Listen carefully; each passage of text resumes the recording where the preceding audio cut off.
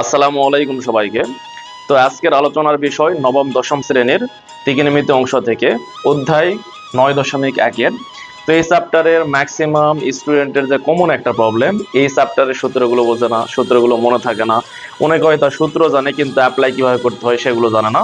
তো আজকের এই চ্যাপ্টারে যাদের বেসিক একবারে জিরো থেকে একবারে 100% করতে যা যা করা প্রয়োজন বা যে যে টিপসগুলো দরকার সব আমি শেয়ার করবো তোমাদের সাথে। তো আশা করি ধৈর্য সহকারে ভিডিওটি দেখো, এতে উপকৃত হতে পারবে।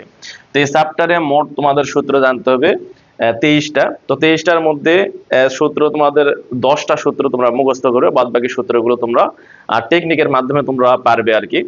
তো এই চ্যাপ্টারের সূত্রগুলো আগে আমরা দেখব। তো সূত্রগুলো দেখার আগে জানবো যে ত্রিকোণমিতি, এই ত্রিকোণমিতি শব্দটা অনেক সময় পরীক্ষাতে থাকে যে ত্রিকোণমিতি কোন শব্দ থেকে এসেছে। তো ত্রিকোণমিতি আসলে দুইটা গ্রিক শব্দ, সেই দুইটা গ্রিক শব্দ সেটা কি আমরা একটু দেখে আসি। যে ত্রিকোণন, এই ত্রিকোণন শব্দের অর্থ হলো ত্রিভুজ। এর অর্থ হলো ত্রিভুজ। ও আর একটা গ্রিক শব্দ রয়েছে মেট্রন। মেট্রন শব্দের অর্থ পরিমাপ। এই দুই শব্দ থেকেই ত্রিকোণমিতি শব্দটা এসেছে। আমরা একটু দেখে একটু অনুমান করতে পারতেছি যে ত্রিভুজ আর ত্রিভুজের যে পরিমাপ, এই দুটা নিয়ে চ্যাপ্টারটা। এখন প্রশ্ন হতে পারে কোন ত্রিভুজের পরিমাপ এখানে করা দরকার। তো ত্রিভুজ যেরকম কোন ভেদে ত্রিভুজ রয়েছে 3 ধরনের। এক নম্বর হলো যেরকম বলি সমকোণী ত্রিভুজ, সূক্ষ্মকোণী ত্রিভুজ, তারপরে স্থূলকোণী ত্রিভুজ, কোন ভেদে ত্রিভুজ, আবার বাহুভেদে ত্রিভুজ, সমবাহু ত্রিভুজ, সমদ্বিবাহু ত্রিভুজ, বিষমবাহু ত্রিভুজ। তাহলে কোন ত্রিভুজ না এখানে কাজ হবে। তো এখানে ত্রিকোণমিতি করতে গেলে মূল যে ত্রিভুজটার কাজ আসে সমকোণী ত্রিভুজ। আমি একটু সমকোণী ত্রিভুজ নিয়ে একটু আলোচনা করি। এখানে মনে করো A B C, A B C, এই এ বি সি হলো একটা সমকোণী ত্রিভুজ। এই সমকোণী ত্রিভুজটা কাকে বলে একটু সংজ্ঞা যদি বলি, যে ত্রিভুজের একটা কোণ 90 ডিগ্রি, অর্থাৎ এই কোণটা 90 ডিগ্রি, তার মানে এটা সমকোণী ত্রিভুজ। এই সমকোণী ত্রিভুজের 3টা জিনিস তোমাদের জানতে হবে। এটা হলো অতিভুজ। তো অতিভুজটা মনে রাখবে কি করে, এই সমকোণী ত্রিভুজের বৃহত্তম যে বাহু অথবা 90 ডিগ্রি কোণের অপোজিটে যে বাহুটা থাকবে সেটাকে অতিভুজ বলা হয়। আর নিচে সাধারণত নিচে আমরা ভূমি ধরি সাধারণত, কিন্তু অনেক ক্ষেত্রে একটু কোণের উপর ডিপেন্ড করে আর কি। যদি এই কোণের সাপেক্ষে যদি বলি, এটা হলো থিটা কোণ, এই কোণের সাপেক্ষে ভূমি হবে নিচের, এটা নিচেরটা ভূমি। আর এই থিটা কোণের যে অপোজিটে যে বাহুটা থাকবে সেটাকে বলবো লম্ব, অর্থাৎ খারাপ ভাবে যেটা থাকবে সেটাকে সাধারণত লম্ব বলা হয়। তবে এখানে একটু কিন্তু আছে, যে লম্ব আর ভূমি অনেক ক্ষেত্রে চেঞ্জ হতে পারে কিসের উপর, এই যে কোণের যে ডিরেকশন এটার উপরে। আচ্ছা, আর একটা ত্রিভুজ দিয়ে আমি তোমাদের বিষয়টা একটু ক্লিয়ার করে নিই। সাপোজ ধরো এখানে আরেকটা ত্রিভুজ, এই ত্রিভুজের নাম ডি ই, এখানেও এফ। এবার কোনটা, এটা তো 90 ডিগ্রি আর কি, এখানে কোনটা ইন্ডিকেট করে দিলাম, এটা থিটা কোণ। তাহলে এখানে অতিভুজটা কোনটা, এই যে বৃহত্তম যে বাহু, এটা হবে অতিভুজ, অতিভুজ। আর এই যে থিটা কোণ, এই কোণের সাথে সংলগ্ন যে বাহুটা থাকবে অতিভুজ বাদে সেটাকে ধরবো ভূমি। আর এই থিটা কোণের অপোজিটে যে বাহুটা থাকবে সেটা হবে লম্ব। এখন তোমরা একটু খেয়াল করো, এখানে অতিভুজ, এই ত্রিভুজের অতিভুজ যেটা ছিল এটাও সেটাই, মানে অতিভুজের কোনো পরিবর্তন হয়নি। কিন্তু কোণটা যখন এখান থেকে আমি কোণটা ডিরেকশনটা যখন পাল্টে দিলাম তখন উলট পালট হয়ে গেছে, অর্থাৎ লম্ব হয়ে গেছে ভূমি এবং ভূমি হয়ে গেছে লম্ব, মানে উলট পালট হয়ে গেছে। অর্থাৎ এই কোণের সাপেক্ষে লম্ব আর ভূমি চেঞ্জ হতে পারে, কিন্তু অতিভুজ কখনো চেঞ্জ হবে না।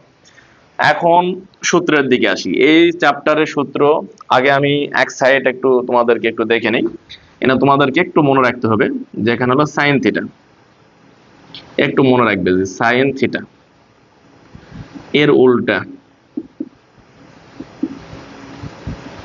এর উল্টা বলবো কোসেক থিটা, কোসেক থিটা। আবার যদি বলি কস থিটা, কস থিটা এর উল্টা হবে সেক। আর ট্যান থিটা এর উল্টা হবে কট থিটা। জাস্ট এই কয়েকটা জিনিস একটু তোমাদের মনে রাখলে হবে, সাইন থিটার মান যেটা পাবে ওটা উল্টে দিলে তুমি কোসেক থিটা পাবে তোমরা, আর কস থিটা মান যদি তোমাদের জানা থাকে তাহলে সেক থিটা, এটা কজক উল্টে দিলে সেক পাবে, আর টানক উল্টে দিলে কট পাবে। ব্যাস, এখন তোমাদের এক সাইডে আমি আগে 7টা সূত্র আগে লিখে দিব। যেমন এখানে 1 নাম্বার আগে আমি লিখি। 1 নাম্বার প্রথমে লিখবো সাইন থিটা সমান, এখানে তোমার মুখস্থ করবে সাইন থিটা সমান সমান লম্ব ভাগ অতিভুজ, লম্ব ভাগ অতিভুজ। আমি একটা একটা করে গ্যাপ দিয়ে লিখবো, এখানে 1 নাম্বার লিখলাম, এখানে 3 নাম্বার লিখবো। তাহলে এই পরের যে 2 নাম্বারটা ওখানে ওই সাইডে আমি বুঝে দেবো একটু। এই সাইডে সাইন থিটা লিখলাম, তারপরে লিখবো কস থিটা, কস থিটা সমান ভূমি, এই যে ভূমি আছে ভূমি ভাগ অতিভুজ হয়, মুখস্থ করতে হবে তোমাদের, অতিভুজ।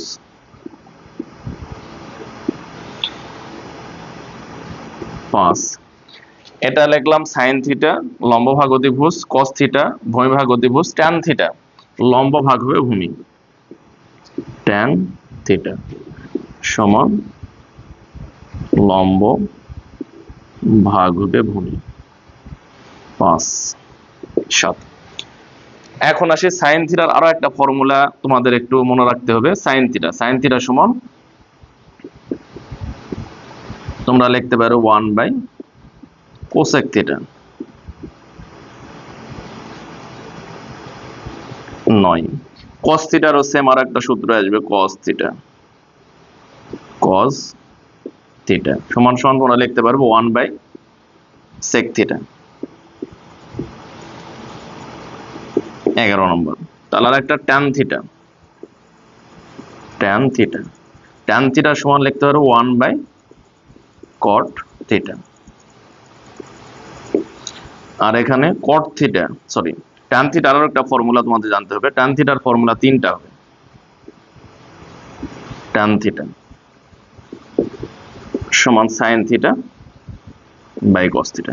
জাস্ট এই 7টা যদি মনে রাখো, আর অপোজিট যে 7টা তোমরা এমনিতে এটা করতে পারবে। আমি একটু তোমাদের দেখাই, যে যে আমরা লিখলাম 1, এখন 2 নম্বর সূত্র, তাহলে সাইনটা কার উল্টা, সাইনের উল্টা হলো কোসেক, তাহলে তোমরা এখানে লিখতে পারো কোসেক থিটা, কোসেক থিটা। তাহলে সাইন থিটা সমান লম্ব ভাগ অতিভুজ হলে কোসেক থিটা, অতিভুজ উপরে যাবে লম্বটা নিচে আসবে উল্টা, তাহলে উপরে হবে অতিভুজ আর নিচে হবে লম্ব। ঠিক, এটা 3 নাম্বার লিখছে কস থিটা, এখানে 4 নাম্বার হবে তাহলে সেক থিটা যদি আমি লিখি, কারণ কজের উল্টা সেক, সেক থিটা। এখানে হয়েছিল কস থিটা সমান ভূমি ভাগ অতিভুজ, এখানে সেক যেহেতু কজের উল্টা তাহলে অতিভুজ উপরে যাবে ভূমিটা নিচে আসবে, তাহলে অতিভুজ বাই ভূমি। ঠিক, এখন ট্যান থিটা সমান লম্ব ভাগ ভূমি, তাহলে ট্যানের উল্টা কট, তাহলে 6 নাম্বার হবে কট থিটা সমান, তাহলে ভূমি উপরে যাবে লম্বটা নিচে আসবে, ভূমি ভাগ হবে লম্ব। এখন এখানে সাইন থিটা সমান আরো একটা জিনিস যেরকম লেখা যায় 1 বাই কোসেক, তো এখানে যদি কোসেক লেখো, কোসেক থিটা, কোসেক থিটা, তাহলে কোসেক থিটা সমান এটা যদি আমি উল্টে দিই তাহলে কোসেক উপরে যাবে 1টা নিচে আসবে, নিচের 1 এর দাম নাই, তাহলে কোসেক থিটার সূত্র হবে এই সাইনের নিচে কোনো কিছু নাই, তাহলে 1 আছে, 1টা উপরে যাবে সাইন নিচে আসবে, তাহলে কোসেক থিটা সমান 1 বাই সাইন থিটা। একইভাবে যদি এবার বলি, যেমন কজের উল্টা হলো সেক, তাহলে এই সেক থিটার সূত্রটা কি আসবে, সেক থিটা। তাহলে এটা যদি উল্টে দিই, সেক উপরে গেল আর 1টা নিচে আসলো, নিচের 1 এর দাম থাকবে না, আর এর কজের নিচে কিছু নাই, তাহলে 1 ধরতে হবে, তাহলে 1 উপরে যাবে কসটা নিচে আসবে, তাহলে সেক থিটা সমান 1 বাই কস থিটা হবে, 1 বাই কস থিটা। তারপর এখানে যদি খেয়াল করো tan theta 1 by cot theta লেখা যায়। এখন ট্যানের উল্টা হলো কট, যদি এখানে কট লেখো, কট থিটা, মনে করো কট উপরে গেল 1টা নিচে আসলো, তাহলে এটাকে আবার উল্টে দিলে, তাহলে এখানে 1 আছে নিচে ট্যানের নিচে, তাহলে ট্যান ওই 1টা উপরে যাবে ট্যান নিচে আসবে, তাহলে কট থিটা সমান হবে 1 বাই ট্যান থিটা। আর ট্যান থিটার ফর্মুলা আরেকটা আছে, ট্যান থিটা সমান সাইন বাই কস থিটা, তাহলে ট্যানের উল্টা কট, যদি এখানে আমি লিখি যে কট থিটা, আর একটা ফর্মুলা, তাহলে এই ট্যানের উল্টা হবে কট, তাহলে কস থিটা উপরে যাবে আর উপরের যে সাইন থিটা সেটা নিচে আসবে, তাহলে cos theta by sin theta. তাহলে এই পর্যন্ত তোমাদের 14টা সূত্র কমপ্লিট। এই 7টা যদি মুখস্থ করো, জাস্ট এটার উল্টাটা যদি এই পাশে দাও, সাইনের উল্টা কোসেক, কজের উল্টা সেক আর ট্যানের উল্টা কট, এই নেমে এই 14টা সূত্র তোমাদের হবে। অর্থাৎ 7টা যদি ফর্মুলা যদি জানো, ওই 7টা বাকি 7টা তোমরা এমনিতেই পারবে। এখন আসি আর 9টা, 3টা সূত্র দেখাবো। এই 3টা যদি ফর্মুলা মনে রাখতে পারো, তাহলে 3 3কে 9টার কাজ হবে। এনে 15 নম্বর, এনে মেন সূত্র sine square theta plus cos square theta সমান এখানে লেখা যাও 1। এখন এখান থেকে আরো দুইটা সূত্র তোমরা বের করতে পারবে। যদি সাইন স্কোয়ার থিটা এই পাশে রাখো বাম সাইডে, তারপরে সমান চিহ্ন দাও, তারপরে 1। এখন কস স্কোয়ার থিটা বাম সাইডে ছিল, ডান সাইডে লিখতে গেলে প্লাস থাকলে এটা যায় মাইনাস হয়ে যাবে, তাহলে 1 মাইনাস কস স্কোয়ার থিটা, এটাই হলো সাইন স্কোয়ার থিটা সমান লেখা যাবে। তারপরে এবার আরেকটা এখান থেকে সূত্র নাম্বার আরেকটা লিখতে পারবে। এবার cos স্কয়ার থিটাটা বাম সাইডে রাখতে হবে, cos স্কয়ার থিটা, তাহলে এই সমান চিহ্ন দাও, তারপরে 1 দাও। এখন sin স্কয়ার থিটার আগে কোনো কিছু নেই, তাহলে প্লাস ধরতে হবে। তাহলে sin স্কয়ার থিটা যদি সমান চিহ্ন ওই পাশে মনে মনে নিয়ে যাও, তাহলে মাইনাস হবে, তাহলে এটা হবে 1 মাইনাস sin স্কয়ার থিটা। ব্যাস, এখন নিচে আরেকটা সূত্র যদি মনে রাখো, যেমন cosec square theta, cosec square theta minus cot square theta সমান 1 লেখা যায়। এটা একটা ফর্মুলা। এই ফর্মুলা মনে রাখতে পারলে এখান থেকে আর দুটা ফর্মুলা তোমরা বের করতে পারবে। আচ্ছা, কি করে?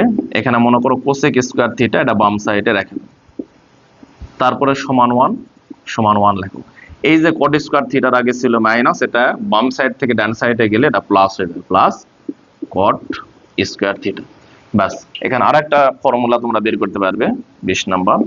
এবার cot স্কয়ার থিটাকে মনে মনে এই পাশে নিয়ে যাও, প্লাস হয়ে যাবে, আর 1টাকে যদি এই পাশে নিয়ে আসো তাহলে মাইনাস হবে, তাহলে cosec স্কয়ার থিটা এই 1টা এই পাশে আসলে মাইনাস হবে 1 আর সমান সমান cot স্কয়ার থিটা। তাহলে cot স্কয়ার থিটা এখানে সূত্রটা বের করতে পারবে, cot স্কয়ার থিটা সমান সমান হবে cosec স্কয়ার থিটা মাইনাস 1।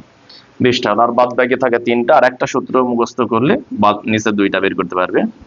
তাহলে 21 number sec square theta minus tan square theta সমান 1। এটা হলো মূল সূত্র। এখান থেকে আর দুটা বের করতে পারবে, তাহলে 22।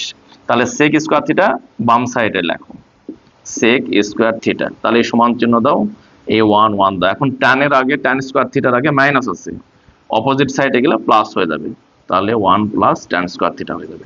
এখান থেকে আর একটা, এখানে এবার মনে করো tan স্কয়ার থিটার আগে মাইনাস আছে, এটা ডান সাইডে লেখো, প্লাস হয়ে যাবে, আর 1টা যদি এই পাশে আসো মাইনাস হয়ে যাবে, তাহলে sec স্কয়ার থিটা ওই 1টা এই পাশে আসলে -1 হবে, sec স্কয়ার থিটা -1, আর tan স্কয়ার থিটা ওই পারে গেলে প্লাস হয়ে যাবে, তাহলে এখান থেকে হবে tan স্কয়ার থিটা সমান সমান লেখা যাবে sec স্কয়ার থিটা -1।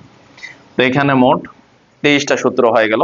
এই 23টা সূত্র যদি তোমরা মনে রাখতে পারো, এই যে 9.1 ত্রিকোণমিতির যে অঙ্কগুলো আছে সব অঙ্কগুলো তোমরা করতে পারো। কোনো অঙ্ক তোমাদের কাছে মানে আটকেবে না আর কি, সব পারবে তোমরা। তো এই সূত্রগুলো আরেকবার বলে নেই। এখান থেকে এই যে বাম সাইডে যে 7টা আছে, 7টা যদি মুখস্থ করো, বাদ বাকি 7টা তোমরা এটার সাথে সম্পর্ক যেটা আছে, যেমন সাইনের সাথে কোসেকের সম্পর্ক, কজের সাথে সেক, আর টানের সাথে কট, এটাই নিয়মেই এই নিয়মে তোমরা করতে পারবে। তাহলে গেল। আর এই সাইডে 3টা সূত্র ইন্ডিকেট করে একটু দেখাচ্ছি। যেমন এটা একটা মূল সূত্র, এই sin square theta plus cos square theta সমান 1, এটার থেকে বাদ বাকি দুটো তোমরা বের করতে পারবে। ঠিক cosec স্কয়ার থিটা আর মাইনাস cot স্কয়ার থিটা সমান 1, এটার থেকে আরো দুইটা করতে পারবে। আর লাস্টের যে এই সূত্রটা যেটা আছে sec square theta minus tan square theta সমান 1, এখান থেকে আর দুটো সূত্র তোমরা বের করতে পারবে। তো এইভাবে খুব সহজে এখান থেকে 3টা, এখান থেকে 7টা, এই মোট যদি 10টা সূত্র তোমরা যদি মনে রাখতে পারো, এই চ্যাপ্টারে গোষ্ঠী উদ্ধার করা যাবে, কোনো সমস্যা হবে না। তো আজকে খালি এই সূত্রগুলো আলোচনা করলাম।